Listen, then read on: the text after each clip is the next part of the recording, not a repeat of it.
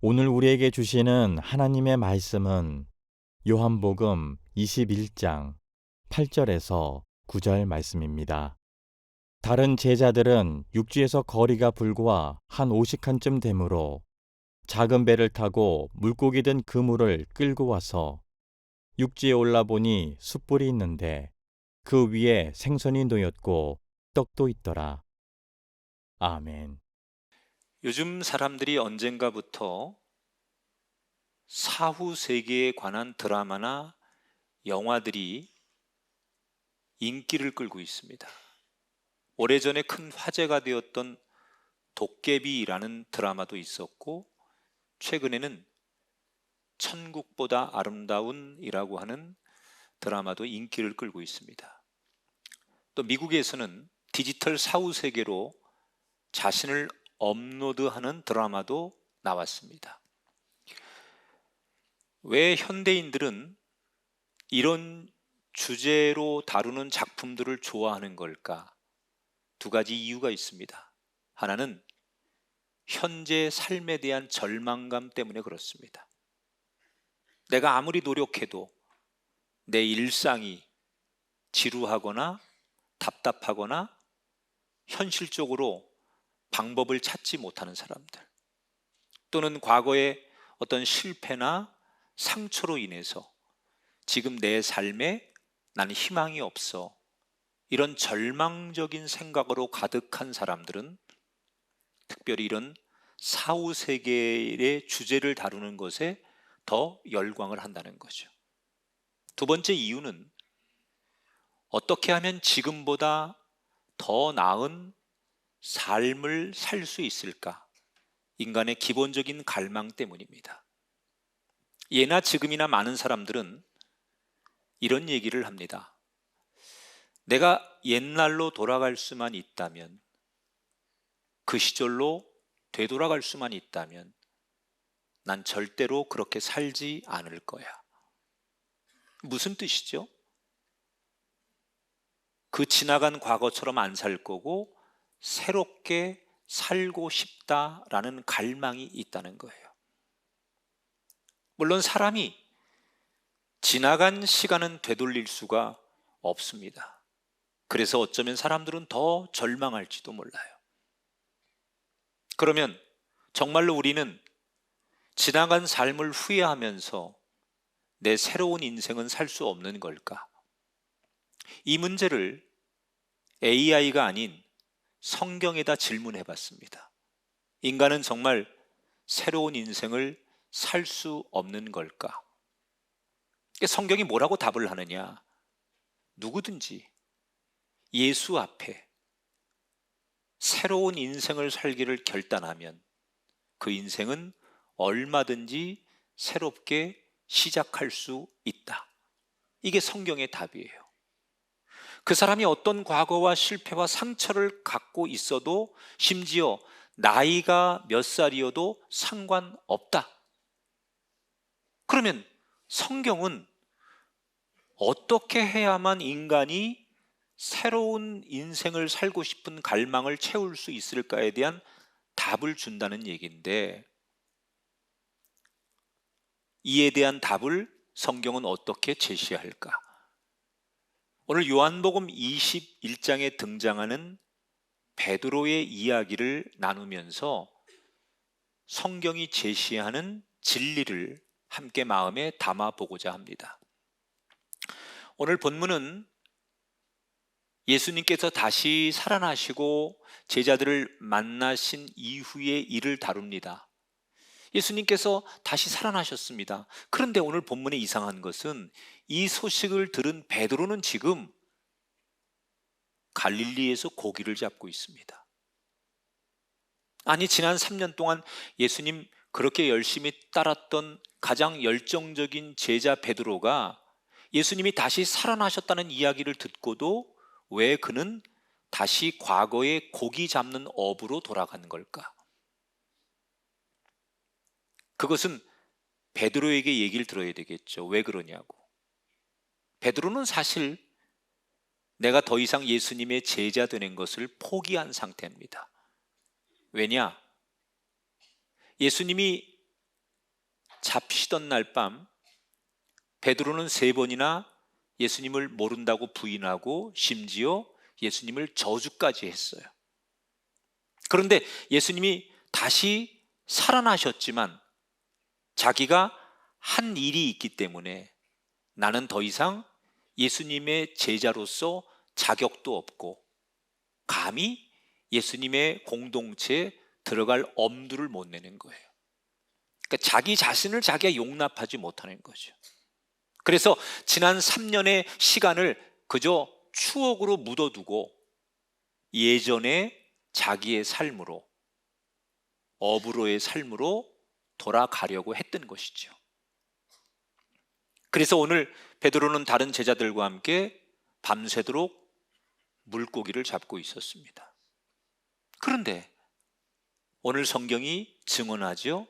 밤이 새도록 한 마리의 고기도 잡지 못하더라.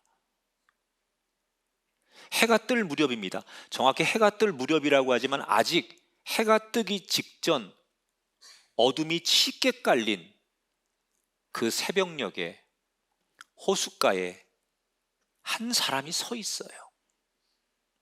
그분은 예수님이셨습니다. 예수님이 제자들에게 묻습니다. 얘들아, 고기를 좀 잡았느냐?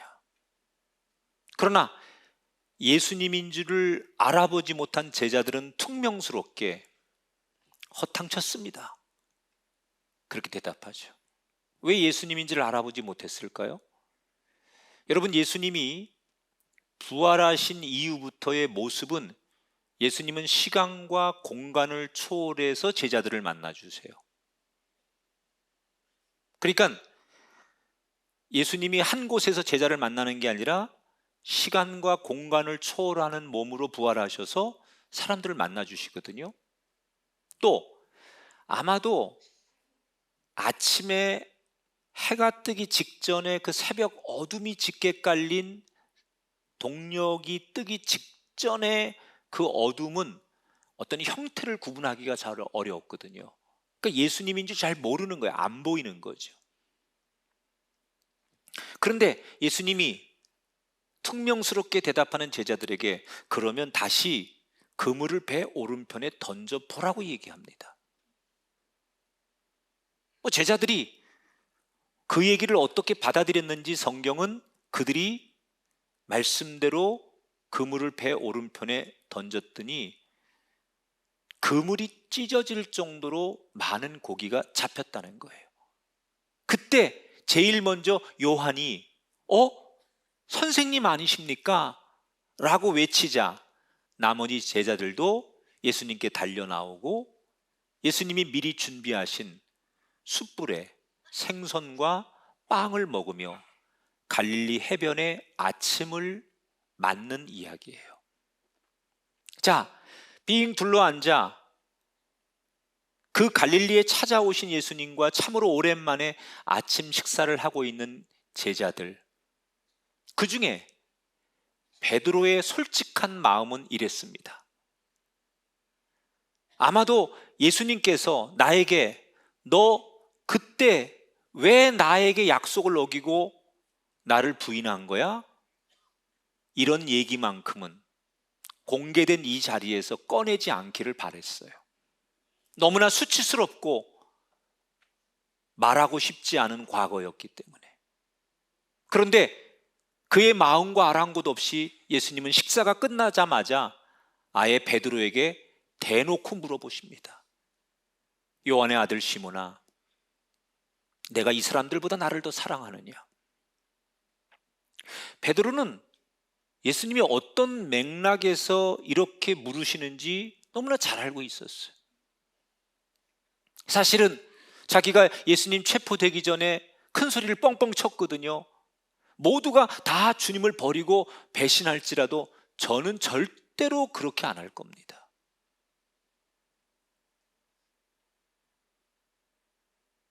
그렇게 큰 소리 쳤던 베드로예요. 물으시는 거예요. 너는 정말 나를 누구보다 더 사랑하느냐? 이때 베드로가 어떤 변명도 하지 않아요. 그저 내가 주님을 사랑하는 줄 주께서 아십니다. 이렇게 대답하죠. 그때 예수님은 베드로에게 고개를 끄덕이며 그래, 그러면 내 양을 먹여라. 엄청난 새로운 임무를 부여하십니다. 이런 대화가 3번 반복되면서 예수님은 베드로를 품으셨어요. 여러분, 3번이나 배신한 베드로를 예수님은 왜, 무슨 근거로 한 번에 용서하고 그를 품으신 걸까? 그리고 예수님에게 너무 중요한 그 임무를 베드로에게 덥석 맡기실 수 있었을까? 무슨 근거로 예수님은 그렇게 하셨을까?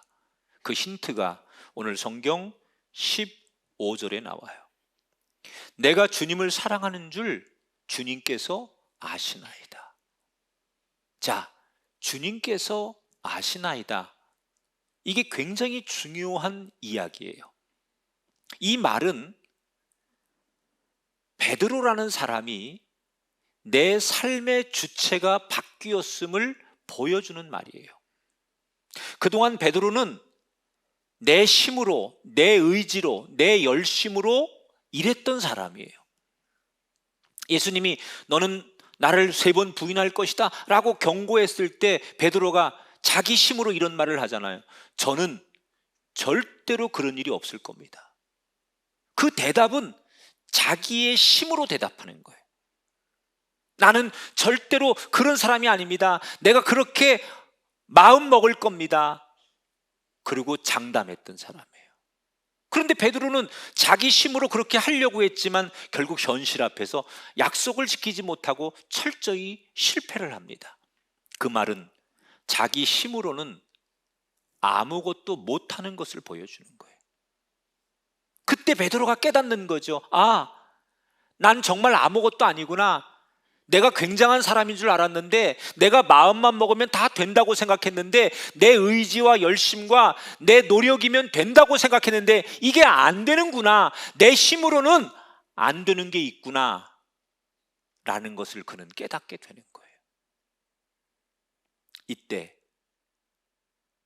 베드로가 내 힘으로 살던 모습에서 벗어나 예수님께 나를 맡기는 사람이 되는 거예요. 바로 요 대목에서 예수님 딱 요 한 대목에서 베드로를 긍정적으로 보신 거예요. 왜냐? 지금까지는 자기 삶의 주인이 자기였고 자기 인생을 자기 하고 싶은 대로 살았던 베드로가 예수님께 주께서 내가 주님을 사랑하는 줄 아십니다라고 대답하는 요 부분에서 아, 이제는 자기의 삶을 예수님께 맡기면서 나에게 모든 걸 맡기는 인생을 살겠다는 결단을 예수님이 보신 거죠. 근데 여러분, 이 대목이 굉장히 중요한 게 베드로는 지금 뭘 선택한 겁니까? 인류 역사상 가장 위대한 인생 전문가의 도움을 비로소 받게 되는 거예요. 그리고 실제로 베드로는 요한복음 21장 이후에 실패한 삶을 살지 않아요. 사실 이 베드로의 이야기는 우리가 부끄럽지만 우리의 이야기일 수도 있죠.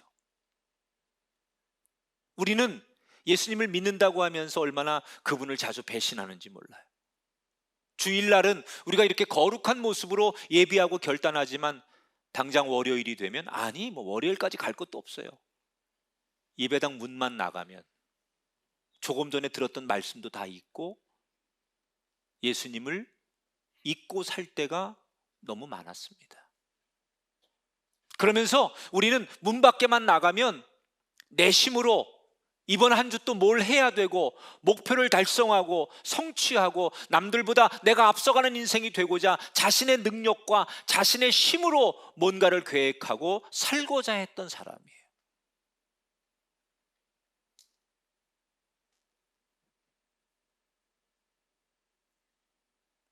그게 우리에게 반복된 일상이었습니다. 그렇게 매번 베드로처럼 우리는 우리의 힘으로 뭔가를 해보려고 평생을 살아왔는데 돌아보면 된 것 같지만 넘어지고 아무것도 얻은 것 없이 빈 그물로 살고, 그런 우리에게 오늘 갈릴리에 찾아오신 예수님께서 우리에게 찾아오신 거예요.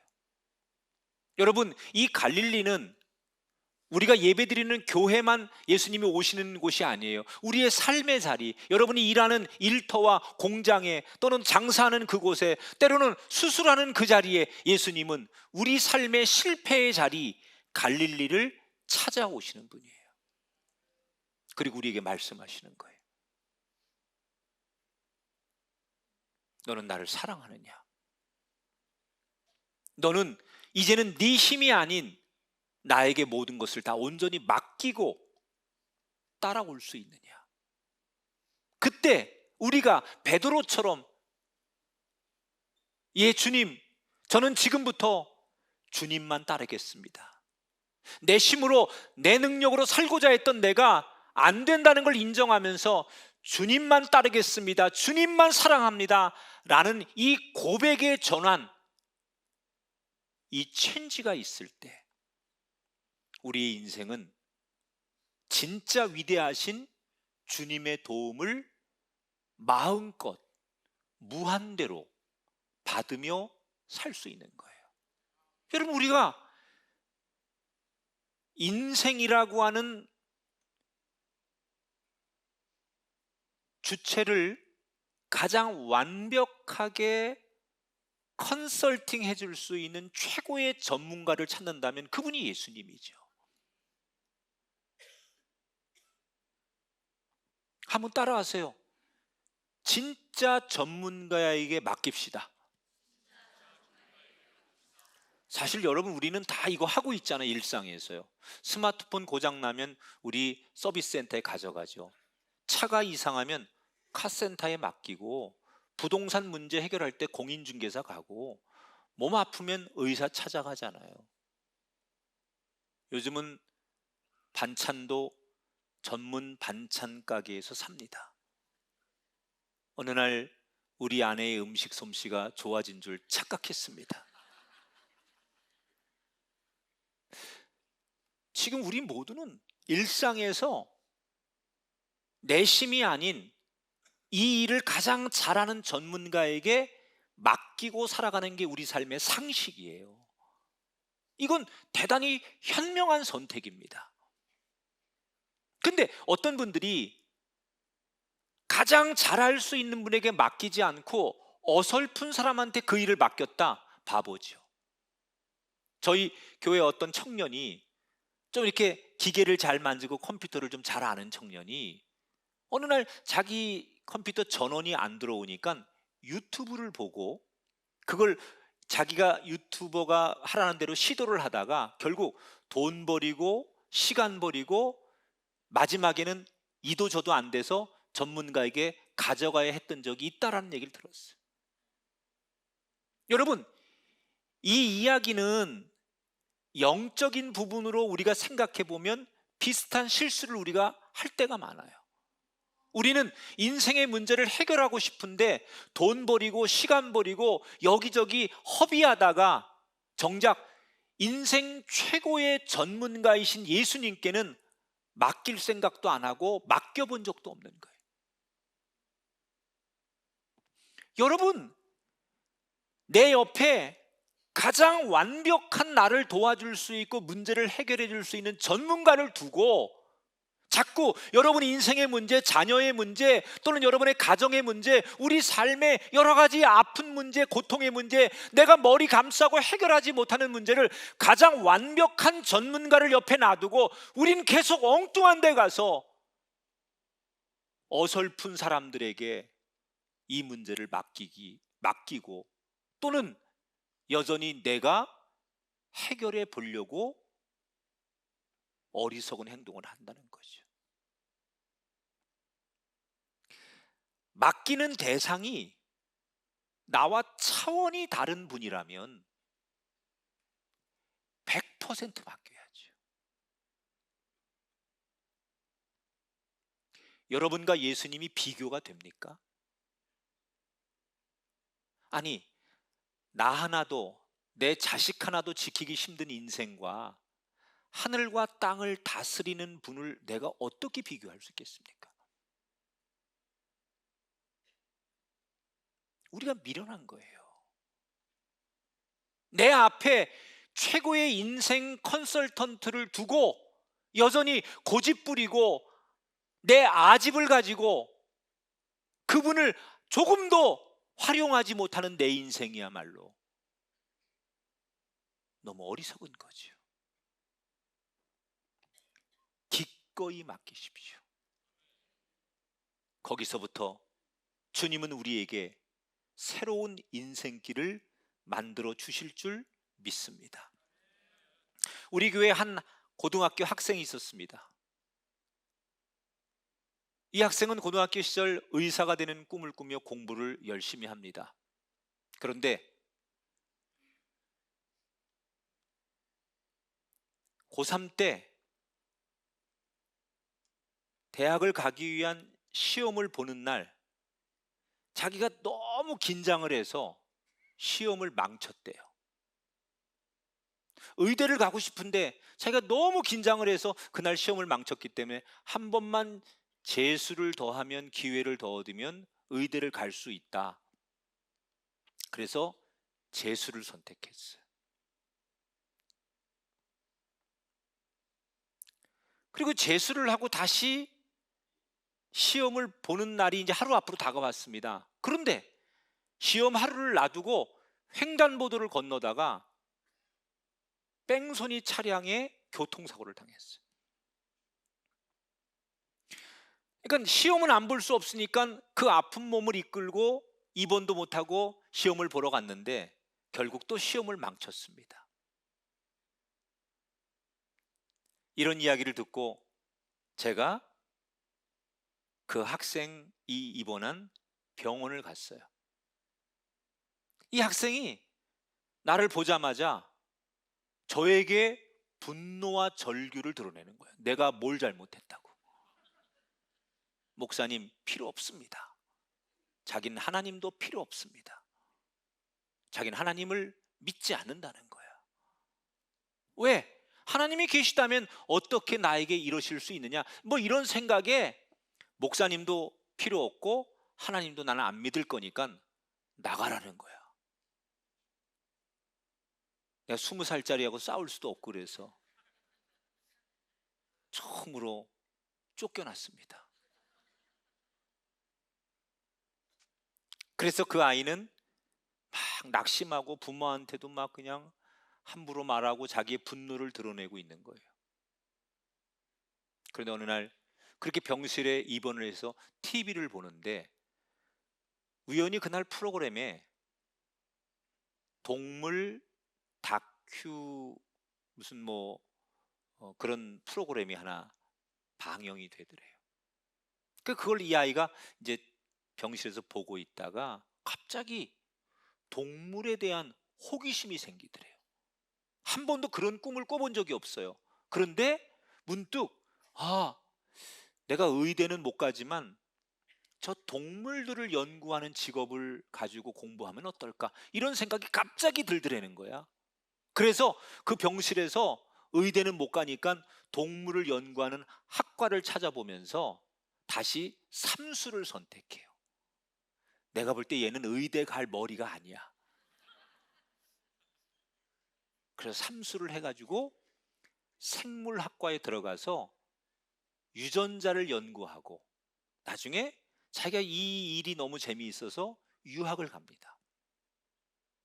그리고 한참의 시간이 지난 다음에 저에게 연락이 온 거예요.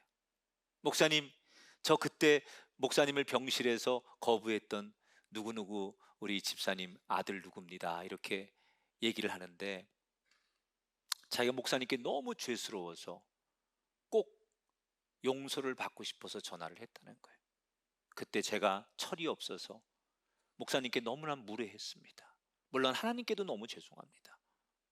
그러면서 용서를 정중하게 구하고 자기가 지금 공부하는 그 미국 가서 그 교회를 너무너무 열심히 다니면서 하나님과 인격적인 관계를 맺고 자기가 회복이 됐다는 거예요. 그러면서 이 친구가 마지막에 이런 얘기를 해요. 목사님, 그때는 내 뜻대로 안 돼서 너무나 하나님을 많이 원망했는데 지나고 보니 하나님은 다 나에게 맞는 길을 준비하고 계셨습니다. 저는 이 학생의 말처럼 정말 내가 새로운 인생을 살고 싶다면 인생의 전문가에게 한번 맡겨봐라. 여러분, 우리가 태어나서 죽을 때까지의 그 삶의 전체를 가장 완벽하게 코칭해 줄 수 있는 분은 예수님이세요. 그분은 내 과거와 현재와 미래와 내 성향까지도 다 아시는 분이에요. 그런 분에게 나를 맡겨만 드리면, 모든 걸 전권을 맡겨드리고 당신이 하라는 대로, 당신의 뜻대로, 당신이 코치하는 대로, 당신이 말씀하는 대로, 당신께서 결정해 주는 대로 내가 살기를 원합니다라고 다 맡기는 순간 우리의 인생은 새롭고 가장 좋은 길로 인도함 받게 되는 줄 믿습니다.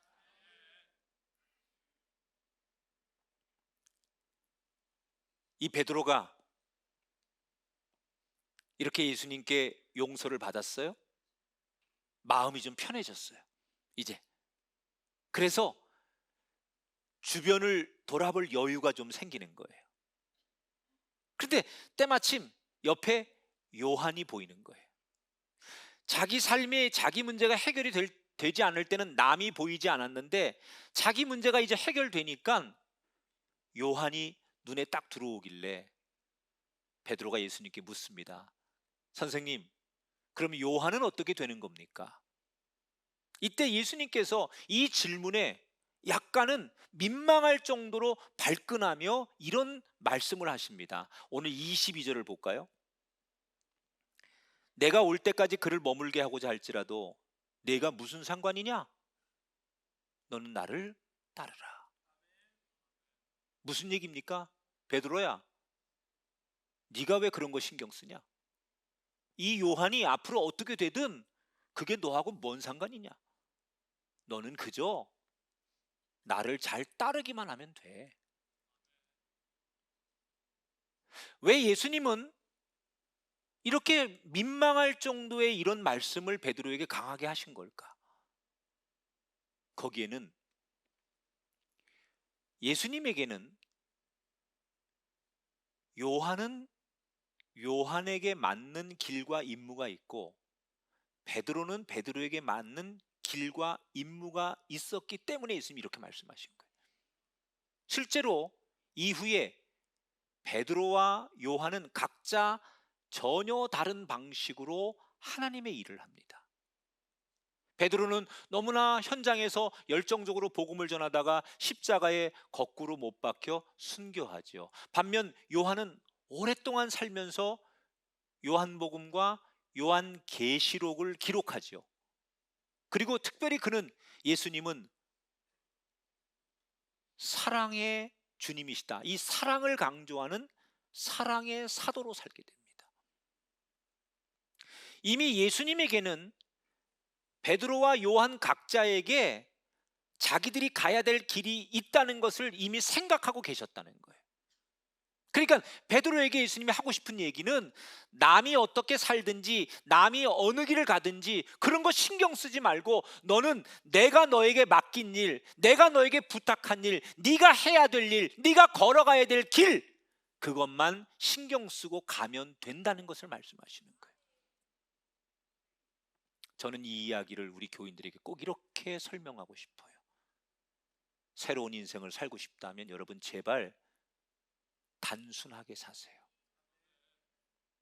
따라합시다. 단순하게 삽시다.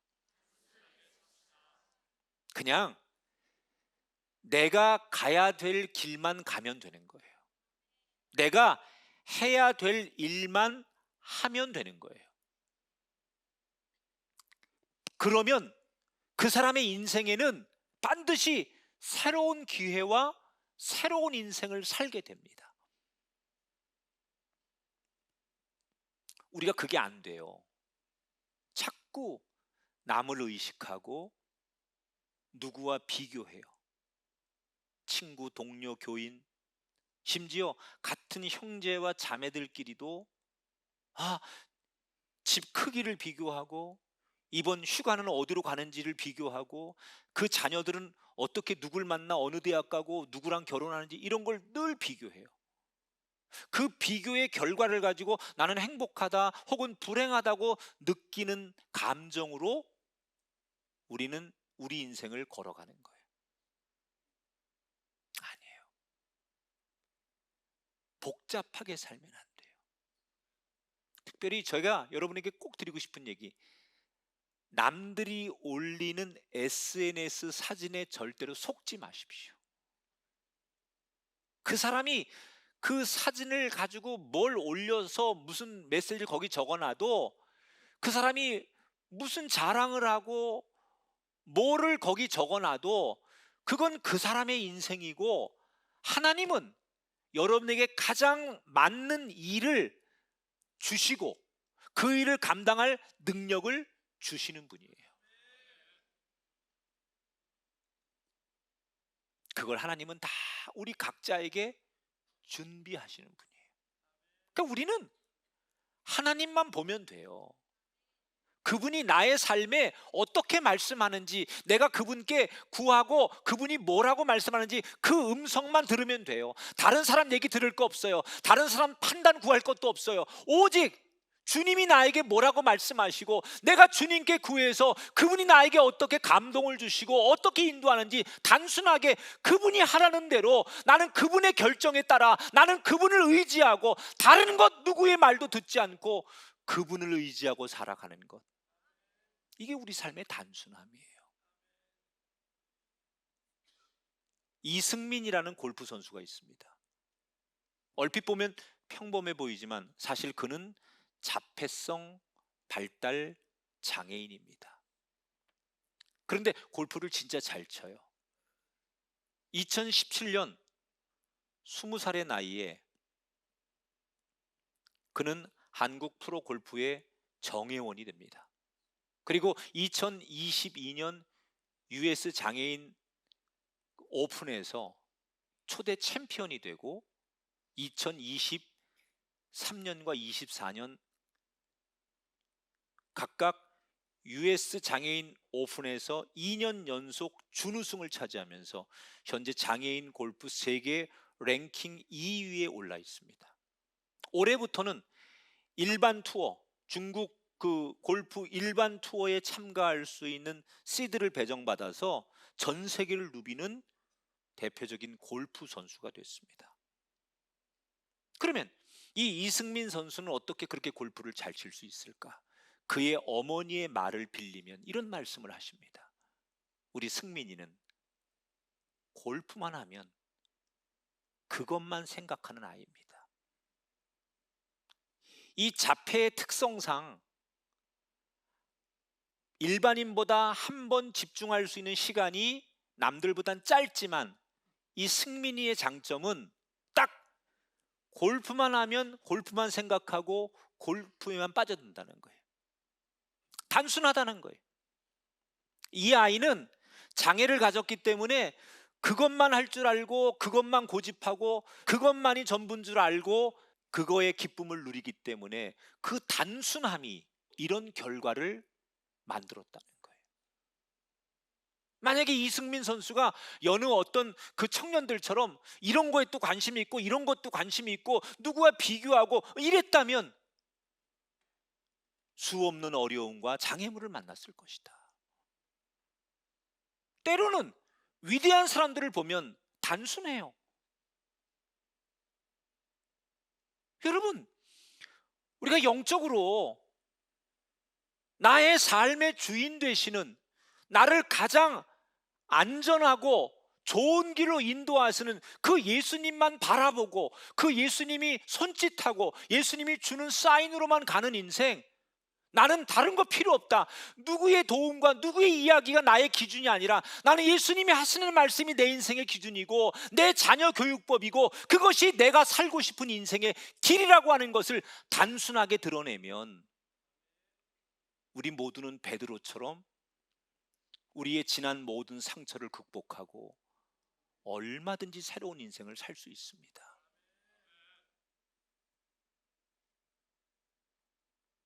좁히세요. 너무 넓게 보지 말고요. 그냥 순간순간마다 뭔가를 선택하고 고민해야 된다면 주님, 어떡할까요? 주님, 이게 맞나요? 주님, 이 사람을 내가 사랑해야 되나요? 그렇게 정말 단순하게 모든 기준이 심플하게 예수님 한 분으로 인하여 삶을 결정해 보는 거예요. 반드시 그런 단순함으로 주님 앞에 나가는 인생을 주님께서는 내버려 두지 않으시고 더 멋지고 아름다운 인생으로 만들어 주실 줄 믿습니다. 얼마 전 집 근처 공원을 산책하다가 한 작은 나무를 발견했어요. 지난 겨울 강풍에 부러졌던 나무였는데 봄이 되니까 그 부러진 가지 옆에서 새로운 싹이 돋아나고 있는 거예요. 그 나무를 보면서 우리 인생도 마찬가지다. 실패하고 넘어지고 부러진 그 자리에서도 우리는 얼마든지 새롭게 시작할 수 있다. 내심으로 살던 인생을 이제는 최고의 전문가이신 예수님께 맡기면 된다. 누구와 비교하고 이겨보려고 하지 말고 그냥 우리 삶을 조금 더 단순하게 내 앞에 계신 예수님만 바라보고 살면 우리는 완벽한 승리자가 될 줄 믿습니다. 우린 매일 아침 해가 뜨면서 새로운 하루를 시작하잖아요. 오늘 하루가 내게 어땠든 간에 내일은 여전히 새로운 날이 우리를 찾아올 거예요. 지금 이 나이에 이 형편에 내가 새롭게 할 수 있을까? 예수님과 함께라면 여러분 얼마든지 가능합니다. 오늘 우리 삶의 갈릴리에 찾아오신 예수님이 여러분께 손을 내밀고 계신 거예요. 그 손을 베드로처럼 잡으십시오. 그리고 천천히 한 걸음씩 떼시면 됩니다. 며칠 전 굉장히 어려움을 겪는 한 분과 1시간 정도 차를 마시면서 그분을 위로할 기회가 있었어요. 제가 그분에게 진심으로 이렇게 얘기했습니다. 당신이 지금 실패하고 넘어졌다는 것은 당신의 마음에 금이 간 것이다. 우리가 요 갈비뼈에 실금만 가도 숨이 쉬어지지 않고 얼마나 힘든데 내 마음에 금이 가고 내 삶에 금이 간 인생이 지금 실패하고 넘어진 사람이 남들의 이목 때문에 교인들의 시선 때문에 아내와 자식들 볼 면목이 없어서 일어날 힘도 없으면서 억지로 일어날 필요 없다. 단순해져라. 넘어진 건 넘어진 거고 실패한 건 실패한 거지. 면목 없어서 안 그런 척 일어날 힘도 없으면서 억지로 일어나려고 하면 다시 쓰러질 건데 그때는 진짜 못 일어날 것이다. 간혹 우리가 어두운 건물 공간에 들어가면 갑자기 깜깜해서 아무것도 안 보일 때가 있어요. 그러면 우리 이 조리개가 적응할 때까지 잠시 멈춰서서 기다리면 돼요. 그런데 안 보이는데 굳이 내가 자리를 찾아가려고 안 보이는데 감으로 길을 찾다 보면 부딪히거나 넘어지거나 사고가 나는 거예요. 여러분, 인위적으로 너무나 애쓸 필요 없어요. 그냥 지금은 넘어졌으면, 마음에 금이 가서 일어날 힘이 없으면 인정하고, 주님께서 갈릴리에 찾아오시잖아요. 베드로에게 찾아오시잖아요. 그리고 손을 내미시잖아요. 베드로가 뭐 했습니까? 뭘 했길래 베드로가 그렇게 완벽한 인생으로 재기합니까? 그분이 먼저 찾아오신 거예요. 나는 아무것도 없는데 그분이 찾아와서 내게 딱 한마디 말씀하시잖아요. 그물을 배 오른편에 던져라. 그 음성을 단순하게 들었을 뿐이에요. 그런데 그분 말씀대로 그렇게 단순하게 그물을 오른편에 던졌더니 그물이 찢어질 정도로 고기가 많이 잡히더라. 밤새 한 마리도 잡지 못했던 그 그물이 그분의 음성, 단순하게 그분께 맡기고 그분의 음성에 내가 따랐더니 그물이 찢어질 정도로 많더라. 여러분, 2000년 전의 어부들의 그물은 절대로 153마리를 담을 수 없습니다. 불가능입니다. 지금처럼 그물이 튼튼하지 않아요. 사람들이 수제로 만든 그물이기 때문에 단 몇십 마리만 들어가도 그물은 찢어지게 돼 있답니다. 그런데 그 그물이 안 찢어지고 펄떡펄떡 뛰는 그 고기들을 153마리를 잡았어요. 진짜 기적은 내 인생과 가정의 그물이 찢어지지 않는 거예요. 우린 너무나 지난 일주일 동안 내가 이렇게 건강하게 산 것을 당연하게 생각하고 하루 별일 없이 살아가는 것을 당연하게 생각하지만 내 삶의 생명과 건강과 내 자녀의 일상이 그물이 찢어지지 않은 것을 감사하셔야 돼요. 없는 것을 불평하지 마시고요. 하나님, 내 자녀들을 한 주간 동안 그물이 찢어지지 않도록 지켜주셔서 감사합니다. 그 감사가 하루하루 쌓이면 여러분은 가장 행복한 사람이 되는 거고, 그 감사가 하루하루 쌓이면 여러분의 인생에 남이 정말 너무나 부러워하는 열매들이 가득한 가정이 될 줄 믿습니다. 단순해지십시오. 이 복잡한 세상 AI를 이겨보려고 하지 말고 모든 문명과 이 땅에 재창조되는 것을 다스리시는 전능하신 하나님 한 분만을 바라보며 천천히 그분이 우리에게 손 내미시는 속도만큼 걸어가는, 완전히 지난 과거에서 벗어나는 새로운 인생들이 저와 여러분에게 펼쳐지게 되시기를 주의 이름으로 축원합니다.